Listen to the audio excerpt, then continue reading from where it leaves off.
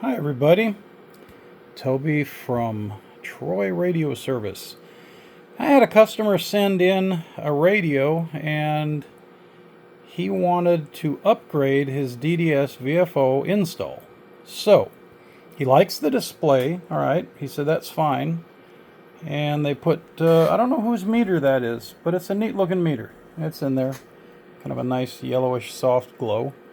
So we put the DDS version 6 board in right here, and this was one of the installs where we used to take out all this so that we could get just the chip. So this was back 10 years ago.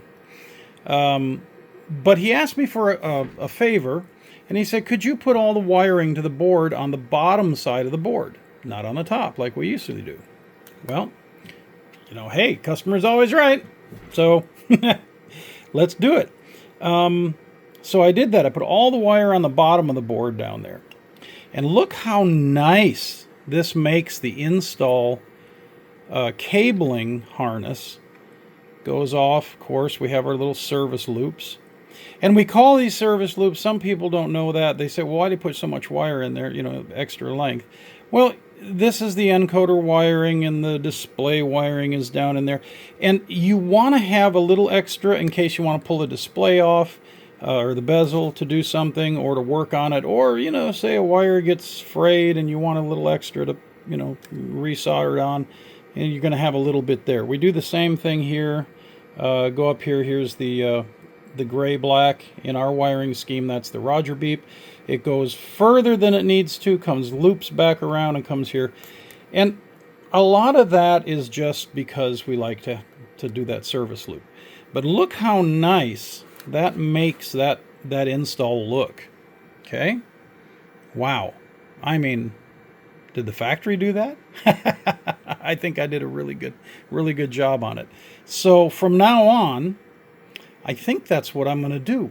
When you get the boards done from the shop here, I'm going to put all the wiring on the bottom side and leave all of this open and make that nice little turn there. And I did the nice little turn. I mean, you've seen my other work like that. But this is just really nice how it came out. So kudos to the customer who said try it. Oh, and also back there is the microchips TCXO board. You notice the cover on the TCXO there. And he asked to have that put in so the stability was better. And yeah, on a sideband radio, you kind of want that. Especially if you're up in, the north with the cold and, your car's got to heat up. One thing left I'm going to do is I see some Sony bond here on these filters. So these are going to come out, get brushed up. That's going to get all brushed off, and we'll just rebond those with some glue, non-corrosive glue.